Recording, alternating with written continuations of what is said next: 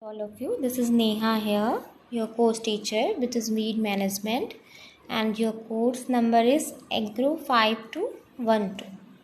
Okay, so yes, I hope you all are doing very well. Okay, so let us start our new lecture, new chapter. So in our previous lecture, we had discussed about that classification of herbicides, right? And so in our today's lecture we will continue with this, okay, and discuss about some another classification of herbicide in another parameter also. So without much ado, let us start the classification of herbicides. Okay, so we had discussed about that based on the method of the application, and we had already studied about that mode of the action also.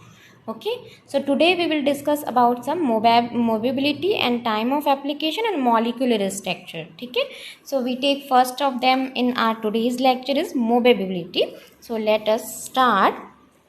Okay, so based on the mobility, herbicides has been classified in two categories. Okay, contact herbicide and second is translocated herbicides, or you can also say that systemic herbicides. Okay, so translocated herbicides and systemic herbicide is very important. ये exam में हमेशा अलग से पूछ लिया जाता है कि what is systemic herbicides and give some examples and which weed you can apply them. Okay, तो इस टाइप से क्वेश्चंस जो है वो अलग से कभी कभी पूछ लिए जाते हैं. ठीक है, तो आपको ध्यान में रखना है. So okay, we take first one, contact herbicides.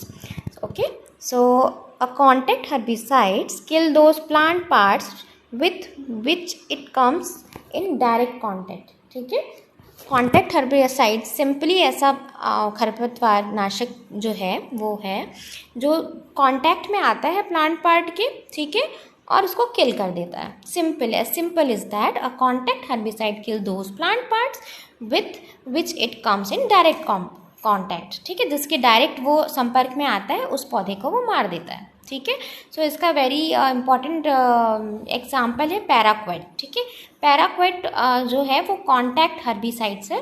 ठीक है, the next contact herbicides kills by coming in contact with the plant tissue rather than as result of its translocation. ठीक है, वो क्या करता है, ट्रांसलोकेट नहीं करता. ठीक है, वो क्या करता है, जैसे जो ये जिसके कांटेक्ट में आएगा उस प्लांट टिश्यू को मार देता है. ठीक है, क्यों? क्योंकि उसके ट्रांसलोकेशन के कारण. ठीक है, and then thus the contact herbicide applied to the foliage of the plant will not kills its roots also, and though in simple annual the root of the treated plant may die because they were deprived of their shoots. ठीक है, हालांकि क्या होता है, simple जो annual जो weed होते हैं जो ट्रीटेड होते हैं, ट्रीटेड प्लांट में होते हैं, वो कई बार क्या होते हैं, वो मर जाते हैं.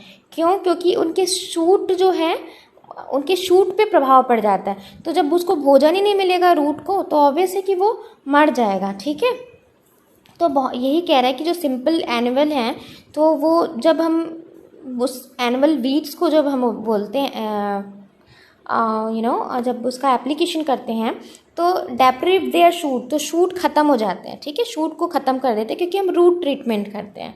ठीक है, देन तो ये सब का एग्जाम्पल पैराक्वाइट है. पैराक्वाइट ही कॉन्टैक्ट हर्बिसाइड्स है जिस भी वीड्स के वो संपर्क में आता है उसे किल कर देता है. और ये रूट ट्रीटेड एप्लीकेशन हम करते हैं कॉन्टैक्ट हर्बिसाइड्स का. ठीक है, तो this is important. The established weeds will regrow from their crowns, buds, roots, rhizome shortly after treated of contact herbicides. ठीक है, तो क्या होता है कि जो वीड्स ऑलरेडी स्टेबल हैं, ठीक है, सेटल आउट हैं, तो वो जो है फिर से रीग्रो कर जाते हैं. हमें जिसके कांटेक्ट में है उसी को मारा ना उसने, जो उस हर्बिसाइड में उसी को किल किया जिसके कांटेक्ट में वो आया. पर जिसके कांटेक्ट में नहीं आया वो ग्रो करेंगे. ठीक है, तो वो कैसे, उसके जो क्रोन्स होते हैं, बर्ड्स होते हैं, ट्यूबर्स होते हैं, राइजोम्स होते हैं, तो इन सब से वो कॉन्टैक्ट हर्बिसाइड्स के जो ट्रीटेड जो वीड्स होते हैं वो ग्रो करने लगते हैं, ठीक है। Some common contact herbicides are diquat, propanil, oxyfluorfen etcetera and paraquat also is common contact herbicides, okay. So this is important, diquat, propanil, oxyfluorfen, ये जो है ये कॉन्टैक्ट हर्बिसाइड्स हैं आपके। सो एग्जाम्पल आपको याद रखने हैं, एग्जाम्पल मस्ट है एग्जाम के लिए, okay. So moving on, based on mobility also, that second one is translocated herbicide which is also called systemic herbicides, ठीक है। तो कई बार ऐसा होता है कि एग्ज़ाम में जनरली सिस्टेमिक हर्बिसाइड्स के नाम से पूछ लिया जाता है, तो फिर हम उस चीज़ से फैमिलियर नहीं होते, अवेयर नहीं होते, तो हमें लगता है कि out of the syllabus question आ गया है, पर नहीं। Translocated herbicide is also called systemic herbicide, ठीक है। herbicide which tends to the move from treated part of untreated areas through xylem, phloem depending on the nature of its molecule, ठीक है। ये जो ट्रांसलोकेटेड हर्बिसाइड्स है वो treated plant से untreated plant में भी, वो जैसे कि ये क्या था, कॉन्टैक्ट हर्बिसाइड वही था जहाँ पे जिसके कॉन्टैक्ट में आया उसे ही किसने किल किया, पर ट्रांसलोकेट हर्बिसाइड के साथ ऐसा नहीं है, ठीक है। वो जहाँ पे हम ट्रीट करते हैं, ठीक है, जिस वीड को हम इस हर्बिसाइड से ट्रीट करते हैं वहाँ से ये मूव करता है, ट्रांसलोकेट करता है, ठीक है, किसके थ्रू, जाइलम फ्लोएम के थ्रू, ठीक है। क्यों? क्योंकि इसका मॉलिक्यूल है, जो इसका कंपोजिशन है जिससे सिस्टेमिक हर्बिसाइड्स बनाया गया है, उसका कंपोजिशन जो होता है, उसका मॉलिक्यूलर जो नेचर होता है वो ट्रांसलोकेशन टाइप का नेचर होता है, ठीक है, मूव करने वाला नेचर होता है। तो इसका जो एग्जाम्पल है वो ग्लाइफोसेट है, ठीक है। कॉन्टैक्ट हर्बिसाइड का हमने पैराक्वेट पढ़ा, डाइक्वेट पढ़ा, और इसका क्या है, ग्लाइफोसेट है, ठीक है। तो ये याद रखेंगे। Translocate systemic herbicides move with in the plant phloem, phloem की स्पेलिंग गलत है, ठीक है, एरर हो गया है, तो ये आप सुधार लेंगे, इट इज़ PHLOEM, ठीक है। सो phloem the point of treatment to its other parts to variable extent, ठीक है, and then it often kill the entire plant even if only a portion of the plant was treated with the herbicides, ठीक है। ये क्या करते हैं कि ये उसी पोर्शन को it's often kill the entire plant, ठीक है, ये जो पूरे प्लांट को भी मतलब ख़त्म कर सकते हैं। ऐसा नहीं है कि ये मतलब जिस जगह को, जिस पोर्शन को हमने ट्रीटेड किया है, हर्बिसाइड से ट्रीट किया है, जहाँ पे छिड़काव किया है, ठीक है, तो कभी कभी कई बार ऐसा देखा गया है कि ये जो सिस्टेमिक हर्बिसाइड्स हैं वो उस पूरे प्लांट के पूरे पोर्शन, एंटायर प्लांट को वो ख़त्म कर देते हैं, ठीक है, मार डालते हैं, किल कर देते हैं। तो पेंडिमेथिलिन एंड 2,4-D, आइसोप्रोट्यूरॉन, ग्लूफोसिनेट, ये सारे एग्जाम्पल जो हैं वो सिस्टेमिक हर्बिसाइड्स के एग्जाम्पल्स हैं। Therefore, the translocated type of herbicide is of particular importance in controlling the perennial weeds also, ठीक है। तो हम ट्रांसलोकेटेड सिस्टेमिक जो वीड्स हैं उनको पेरिनियल क्रॉप वीड्स को कंट्रोल करने के लिए करते हैं, क्योंकि इनका जो नेचर ऑफ, जो इनका मॉलिक्यूलर जो नेचर है वो तो ट्रांसलोकेटेड टाइप का होता है, ठीक है, जो मूव करता है जाइलम फ्लोएम के थ्रू, ठीक है। तो जिससे क्या होता है, हम इसका यूज़ पेरिनियल वीड्स को कंट्रोल करने के लिए करते हैं, ठीक है। Moving on, so the translocated herbicide can be applied as low volume spray to control annual weeds, ठीक है। लो वॉल्यूम स्प्रे मतलब जितना वॉल्यूम उसका चाहिए होता है उससे थोड़ा कम हम प्रोवाइड कराते हैं, because they need not wet the entire plant for years, whereas the contact herbicides which must drench the weeds fully for bring about their effective kill. Some herbicides may exhibit both contact and translocation activities, ठीक है। Translocation में भी जो बहुत सारे herbicide ऐसे हैं जो अपना नेचर शो करते हैं, जो कॉन्टैक्ट भी होते हैं और ट्रांसलोकेशन दोनों एक्टिविटी जो करते हैं, ठीक है। तो ये कह रहा है, for example atrazine is translocated herbicides when absorb by the weeds from the soil, ठीक है। तो मतलब जो एट्राजिन है वो अगर सॉइल में हम अप्लाइड करते हैं तो वो ट्रांसलोकेटेड टाइप का हर्बिसाइड है, but a contact herbicide when it is spread on the plant shoot, अगर हम स्प्रे करते हैं ऐसे, ठीक है, सॉइल में अप्लाई नहीं करते, तो ये कॉन्टैक्ट हर्बिसाइड्स का रोल प्ले करता है। और अगर हम इसे सॉइल में देते हैं एट्राजिन को, तो वो ट्रांसलोकेटेड हर्बिसाइड, सिस्टेमिक हर्बिसाइड का रोल प्ले करता है। तो this is very important example, atrazine आप याद रखेंगे। Similarly, pyrogen and nitrophane are root translocated but shoot contact. Same ऐसे ही होता है कि जो पायरोजॉन जो है वो अगर हम रूट में देते हैं, सॉइल में देते हैं, तो वो translocated as a translocated herbicide work करेगा, और अगर हम शूट में करते हैं तो वो कॉन्टैक्ट हर्बिसाइड का रोल प्ले करेगा. ठीक है. सो moving on. Okay, so there are another classification which is time of application. ठीक है. So on the basis of time on application, the herbicides have been divided in 3 category. Okay, majorly 3 category: pre-planting, and then post-planting, and post emergence also. ठीक है. So we take first one, application of herbicides before the crop is planted or sown. ठीक है. मतलब हम अपने field पे बिना कुछ क्रॉप लगाने से पहले जब हर्बिसाइड्स का एप्लीकेशन करते हैं, ठीक है, तो वो क्या होता है, प्री प्लांटिंग एप्लीकेशन कहलाता है, जिसको पीपीआई के नाम से भी कभी कभी क्वेश्चन आ जाता है. Define PPI, pre planting application है. ठीक है. Then soil application as well as foliar application is done here. ठीक है. तो ये डिपेंड करता है कि आप कैसा इसका एप्लीकेशन कर रहे हैं इस हर्बिसाइड्स का. सो आप इसको सॉइल एप्लीकेशन भी कर सकते हैं, फोलियर एप्लीकेशन भी आप इसका कर सकते हैं. ठीक है. फोलियर एप्लीकेशन, सॉइल एप्लीकेशन तो आपको समझ आ रहा होगा. फोलियर एप्लीकेशन भी कल मैंने पढ़ाया हुआ है कि direct application to the target plant is also called the foliar application. ठीक है. For example, fluochlorine can be applied to soil and incorporated before sowing rain-fed groundnut, while glyphosate can be applied on the foliage of perennial weeds like Cyperus rotundus before planting of any crop. ठीक है. Cyperus rotundus के treatment के लिए हम use करते हैं, as foliage application करते हैं हम. ठीक है. फोलिएज एप्लीकेशन में हम इसका यूज़ करते हैं. तो फोलिएज एप्लीकेशन में हम जो पेरेनियल वीड है हमारे, जो साइप्रस रोटंडस, साइप्रस डेलीफॉर्मिस, ये सारे जो हैं हमारे पेरेनियल वीड्स हैं. ठीक है. तो इन पे करते हैं. और फ्लूकोक्लोरिन जो है उसको हम सॉइल के थ्रू इनकॉर्पोरेट करते हैं. ठीक है. इनके थ्रू आप इसको हर्बिसाइड्स को आप देते हो. ठीक है. सोइंग रेनफेड ग्राउंडनट, जो हम रेनफेड जो ग्राउंड वर्षा आधारित जब हम ग्राउंडनट लगाते हैं खरीफ सीजन पे बेसिकली. ठीक है. तो वहाँ पे इसका हम एप्लीकेशन करते हैं. After then pre emergence. ठीक है. प्री एमरजेंस क्या देखते हैं, application of herbicide before a crop और वीड्स हैड एमर्ज्ड. ठीक है.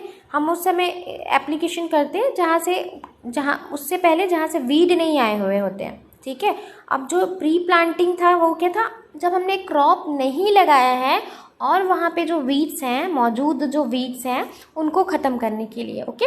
एंड देन प्री एमरजेंस क्या है, जहाँ पे वीड भी नहीं उगा है और क्रॉप भी नहीं उगा है, तो हम पहले ही वीड को ख़त्म कर दें. हमारे क्रॉप उगाने से पहले ही हम वीड के जो सीड्स हो, जो क्या बोलते हैं, डोरमेंट अवस्था में हो, ठीक है, उसको हम ख़त्म कर दें, किल कर दें. ठीक है. Then in case of annual crop, application is done after the sowing of the crop but before the emergence of weed, and this is referred as pre-emergence to the crop, while in case perennial crop it can be said as pre-emergence to weed. ठीक है.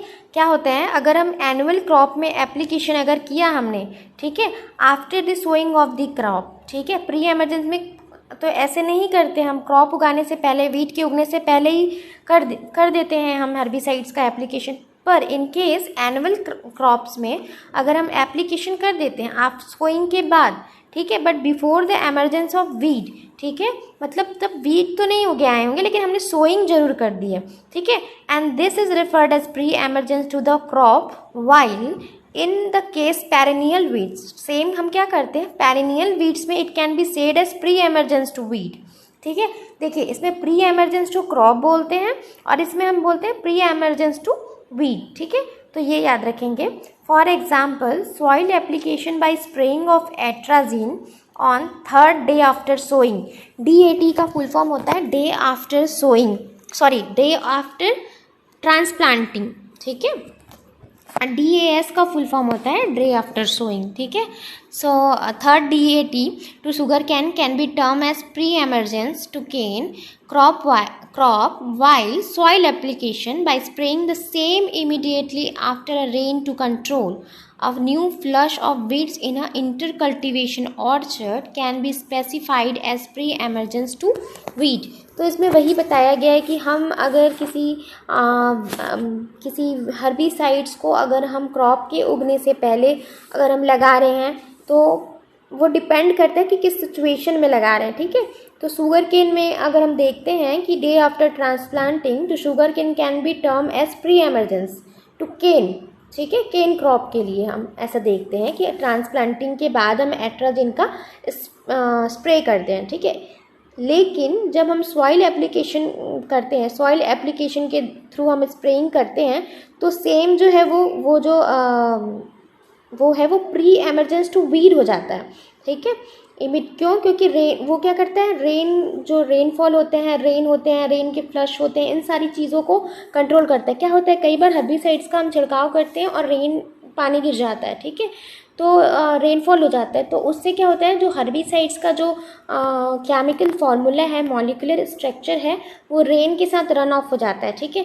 तो वो penetrate नहीं कर पाते leaves में, roots में या सॉइल में, अपना इफेक्टिव चीज़ नहीं दिखा पाते, इफेक्टिव जो लक्षण है अपना वो नहीं दिखा पाते, किल नहीं कर पाते। तो इन सारी चीज़ों के लिए हम अलग अलग तरीके से हर्बिसाइड का या वीडिसाइड का यूज़ कर सकते हैं, ओके।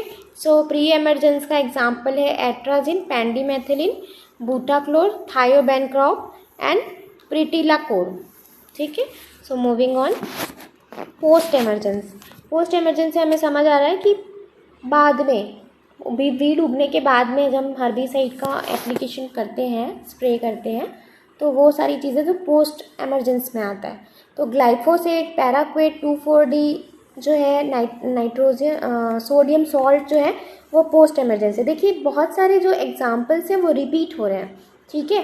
क्यों? क्योंकि डिपेंड करता है कि हम किस केस पे रूट में दे रहे हैं, तो अलग अलग उसका बन जाएगा वो।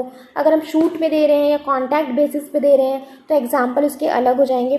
तो सेम क्लासिफिकेशन ऑफ वीड में जैसे बहुत सारी चीज़ें एक दूसरे से रिलेट कर रही थी, को रिलेट कर रही थी, क्लासिफिकेशन ऑफ द हर्बिसाइड में भी ऐसा है, ठीक है। तो इसको आपको याद करने के लिए एक लिस्ट बनाना पड़ेगा कि ये इसमें भी यूज़ होता है, प्री एमरजेंस में भी यूज़ होता है। अगर पैराक्वेट जो है वो कॉन्टैक्ट हर्बिसाइड भी है, पोस्ट एमरजेंस हर्बिसाइड्स भी है, ठीक है। ग्लाइफोसेट जो है वो सिस्टेमिक हर्बिसाइड भी है और पोस्ट एमरजेंस भी हर्बिसाइड्स है। तो आपको एक लिस्ट बनाना पड़ेगा और उसके थ्रू आपको याद रखना पड़ेगा, क्योंकि काफ़ी सारे एग्जाम्पल्स जो हैं वो रिपीट होंगे, ठीक है। So herbicides application after the emergence of crop और weed is referred as post emergence application when the weeds grow before the crop plants have emerged through the soil and are killed with a herbicide, then it is called as early post emergence, ठीक है। अगर weed जो है crop plant के उगने से पहले उगाया है और हम जब वहाँ पे हर्बिसाइड का छिड़काव कर रहे हैं तो वो पोस्ट एमरजेंस की कैटेगरी में आता है, ठीक है।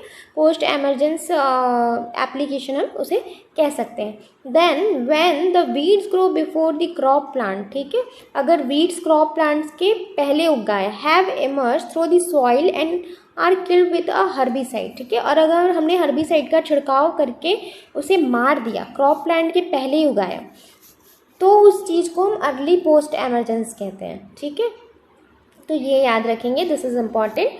For example spraying 2,4-D sodium salt to control parasitic weed, also striga in sugarcane is called as the post emergence, ठीक है। स्ट्रीगा जो ऐसा आपको ध्यान में रखना है कि स्ट्रीगा वीड जो है वो शुगर केन में उगता है, ठीक है। और जैसे चरोटा वीड जो है वो ग्राउंड नट में है। ये सारी जो मिमिक वीड्स हैं, तो ये एग्जाम्पल ऐसा है जो आप हाईलाइट कर सकते हैं एग्ज़ाम पे, ठीक है। तो अगर आप ऐसा करते हैं तो you will get the very good marks also. Okay. So glyphosate, parakeet, 2,4-D और सोडियम सॉल्ट जो है वो पोस्ट एमरजेंस की कैटेगरी में आते हैं। Okay, so moving on and then C early post emergence. ठीक है, another application of herbicide, this is not the major classification, but ये मैंने mention किया है pre planting emergence, pre emergence और पोस्ट एमरजेंस, मेजरली 3 भाग में इसको डिवाइड किया गया है। ठीक है, on the basis of the time of the application. पर हम अर्ली पोस्ट एमरजेंस को भी मैंने अलग से आप लोगों को बता दिया कि another application of herbicides in the slow growing crop like potato, sugarcane 2 to 3 weeks after sowing is called as early post emergence. ठीक है, क्या होता है कि हम जब पोटैटो शुगर केन उगाते हैं तो उसके एमरजेंस में थोड़ा टाइम लगता है। ठीक है, प्रिम्यूल आने में या थोड़ा बड़ा होने में, अंकुरण होने में, जर्मिनेट करने में टाइम लगता है। तो अगर उस कंडीशन में कोई वीड उग आया है और हमने हर्बिसाइड्स का छिड़काव किया अपने फील्ड पे, तो वो जो एप्लीकेशन जब हम करते हैं तो वो अर्ली पोस्ट एमरजेंस की कैटेगरी में आता है। Okay, so there are some examples which is paraquat. ठीक है, spraying of paraquat to control emerge weeds after 10 to 15 days after planting potato can be as early post emergence. ठीक है, क्योंकि potato का सीड थोड़ी देर में उगाता है, तो हम 10 से 15 दिन के अंदर अगर हम उसका छिड़काव करते हैं वीड आने के बाद, तो हम उसको अर्ली पोस्ट एमरजेंस की कैटेगरी में रखते हैं। ठीक है, so then based on the molecular structure, first one is inorganic and then second one is organic. तो basically this is a major classification of herbicide we could say, क्योंकि inorganic और organic compound के अंदर ही ये सारे जो मैंने अभी बताया, ग्लाइफोसेट, पैराक्वेट, पेंडिमेथ्रिन, 2,4-D, फ्लोरोक्लोरिन, तो ये सारी चीज़ें उसके अंडर ही आते हैं। ठीक है, सो inorganic compound, copper sulfate was the earliest inorganic salt used as selective herbicide for controlling dicot weeds in cereal crops। ठीक है, सीरियल क्रॉप में जो डाइकॉट वीड्स के थे, हम नॉर्मली कॉपर सल्फेट जिसको CuSO4 कहते हैं, उसका हम यूज़ करते थे। ठीक है, नॉर्मली इनऑर्गेनिक कंपाउंड में वो आता है इसलिए। Okay, then sulphuric acid, what is sulphuric acid? It is H2SO4। ठीक है, H2SO4 को भी हम हर्बिसाइड्स के रूप में यूज़ करते थे सीरियल्स क्रॉप के लिए। ठीक है, तो ये इनऑर्गेनिक कंपाउंड है। जब हम किसी हर्बिसाइड को प्रोड्यूस नहीं किए थे, ऐसा हम उसे अलग से कंपोजिशन नहीं दिए थे, जब हम नाम नहीं दिए थे, तब हम ये सारी चीज़ें जो कॉपर सल्फेट, सल्फ्यूरिक एसिड, इसका यूज़ करते थे। Okay, then its selective killing of action depends on the fact that its runs off the leaves of the cereals and scorches rough surfaces of certain weeds। okay, then sodium chlorate under the name of the mort herb is used। ठीक है, mort herb जो है उसके लिए हमने sodium chlorate का use किया हुआ था पहले। ठीक है, after then there are some organic compound। ठीक है, so there are some examples which is 2,4-D, triazine, diuron, atrazine, they all are comes under the organic compound, so you need to remember this। and chlorophenoxy compound is also under the organic compound। okay, so these are some examples, so ये आपको याद रखना है। then after okay, this is the not in our syllabus, but ये हमें discuss करना होता है क्योंकि कभी कभी ये पूछ लिया जाता है एग्ज़ाम में। ठीक है, तो ये हम एक बार हम सिर्फ रीड कर लेते हैं कि क्या क्या प्रिकॉशंस होते हैं हर्बिसाइड को यूज़ करने के लिए। जैसे हम as I earlier told that farmers जो हैं वो हमेशा उनको कैंसर कॉज कर जाता है ना, स्किन कैंसर हो जाता है, या फिर उनको बहुत ज़्यादा दमा की बीमारी होती है। तो ये सारी चीज़ें, बहुत सारी चीज़ें जो केमिकल कंपोजिशन होता है हर्बिसाइड्स का, उसकी वजह से होती है। ठीक है, तो कुछ अगर हम ऐसे तो बहुत सारे नुकसान होते हैं हर्बिसाइड से, पर अगर हम कुछ प्रिकॉशन लें, अच्छा खासा अगर हम प्रिकॉशन लें और यूज़ करें हर्बिसाइड का, तो हम काफ़ी हद तक उन सारी चीज़ों से, डिसीज़ से ओवरकम कर सकते हैं। ठीक है, so nearly all the herbicides are potentially dangerous if they are not handled properly. As I tell you that important precaution while using herbicides are, first one is herbicides should be selected based on the stage of the crop and weeds and selectivity। This is very important, because आप ऐसे ही herbicide कुछ भी उठा के आप नहीं डाल सकते किसी में। ठीक है, तो आपको पहले वो सेलेक्ट करने की ज़रूरत है कि आप किस वीट के लिए आपको डालना है और कौन क्रॉप का जो स्टेज है। ठीक है, वीट का स्टेज है वो क्या है, ग्रोइंग स्टेज पे या वो काफ़ी मैच्योर हो गया है, तो डिपेंड करता है, आप उसके हिसाब से सोल्यूशन तैयार करेंगे, ठीक है। जो आप उसका विलियन तैयार करेंगे वो हर्बीज वीड्स के according to the vegetative stage, ठीक है, उसके हिसाब से आप यूज़ करेंगे। और सेलेक्टिव ऐसे नहीं कि कुछ भी हर्बिसाइड डाल, सेलेक्टिव हर्बिसाइड जो आपके क्रॉप को कम नुकसान करे, तो ये प्रिकॉशन मेजर्स हमें लेने की ज़रूरत है। Then avoid herbicide spraying when the wind velocity is high और ड्यूरिंग द हॉट सन, ठीक है। क्या होता है, इसलिए विंड वेलोसिटी जब हाई है तो इसलिए आपको अवॉइड करना है, क्योंकि विंड वेलोसिटी आई है तो वो कितना भी आप मास्क लगाएंगे या आप जिस पर्टिकुलर डायरेक्शन में डालना चाह रहे हैं वहाँ नहीं पड़ेगा आपका हर्बिसाइड, ठीक है। तो इकोनॉमिक भी लेवल से नज़रिए से अगर आप देखें तो ये सारी चीज़ें हार्म करती है कि आपका जो हर्बिसाइड है वो वेस्ट हो जाएगा, जहाँ पड़ना है, जिस वीड्स के कांटेक्ट में उसे आना है वो नहीं आ पाएगा, ठीक है। दूसरी चीज़ ये है कि वेलोसिटी विंड की काफ़ी ज़्यादा होगी तो नोज़ वगैरह में, स्किन्स में वो अलग तरीके से पड़ेगा, और फार्मर्स को या जो जो ऑपरेटर है उसको बहुत सारे डिसीजेस कॉज हो जाएंगी, तो ये सारी चीज़ें हैं। और हॉट सन में इसलिए हर्बिसाइड काफ़ी, अगर हॉट वेदर है, काफ़ी तेज़ धूप है, तब हमें इसलिए नहीं करना चाहिए क्योंकि हमने छिड़काव कर दिया पर हमारा जो हर्बिसाइड है वो उस पर्टिकुलर वीड की बायोलॉजी पे पेनिट्रेट नहीं कर पाया है, ठीक है। लीव्स में, शूट में या रूट में पेनिट्रेट करने से पहले ही उसका इवापोरेशन हो जाएगा, ठीक है, वाष्पीकरण हो जाएगा। तो इस वजह से हमें इस चीज़ का हमेशा अवॉइड करना चाहिए, ध्यान में रखना चाहिए। After then the method of the application should be based on selectivity and mode of the action of the herbicides, ठीक है। तो ये भी एक मेथड है जिसमें हम selectivity, mode of the action के हिसाब से काम लेते हैं। Then the rate of application should on no account affected normal growth and development of the crop, ठीक है। तो this is the very important point, ठीक है। जो रेट ऑफ द एप्लीकेशन है वो हमको देखना पड़ेगा कि क्रॉप ग्रोथ कितना है, उसका डेवलपमेंट कितना हुआ है, उसके अकॉर्डिंगली हम स्प्रे और इमल्सिफाई कंसनट्रेशन उसका ऐड करेंगे और वाटर सोल्यूशन करेंगे या अनदर जो पेट सॉल्यूबल होते हैं हर्बिसाइड उनका उपयोग करेंगे, ठीक है।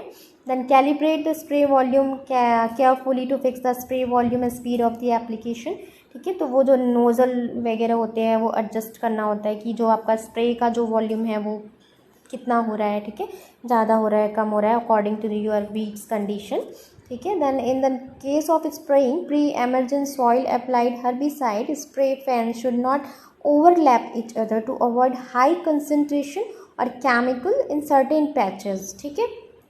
क्या करते हैं, जब हम pre emergence soil applied herbicide अगर हम स्प्रे कर रहे हैं तो हम देखते हैं कि कहीं वो ओवरलैप तो नहीं कर रहे हैं ना, केमिकल जो कंपोजिशन पैचेस जो होते हैं जो क्रॉप्स के और हमारे क्रॉप प्लांट के वीड्स के, तो वो ओवरलैप तो नहीं कर रहे हैं। तो ये सारी चीज़ें हमें देखने की ज़रूरत पड़ती है। तो कीन ऑब्जर्वेशन होना चाहिए आपका before the application of the herbicide also. Then goggles, rubber gloves and other protective gloves की स्पेलिंग यहाँ पे एरर हो गई है, GLOVES, okay, that is GLOVES, so please correct the error. And other protective clothing should be used while spraying, ठीक है। तो ये सारे जो प्रोटेक्टिव हैं, ग्लव्स आप लगाएं, गॉगल्स लगाएं, है ना, और आप एप्रन पहन लें ताकि आपके क्लोथ्स जो हैं वो साफ़ रहें। तो ये सारे प्रिकॉशन मेजर्स हमें अपनाने चाहिए। So and then all parts of the equipment exposed to herbicide spray should be washed as soon as the spraying work is completed। तो ये सारी चीज़ें बेसिक प्रिकॉशन मेजर्स है, ठीक है। जो हर्बिसाइड्स हैं उनको जो बच्चों से दूर रखना चाहिए, काफ़ी टॉक्सिक इन नेचर के होते हैं, ठीक है।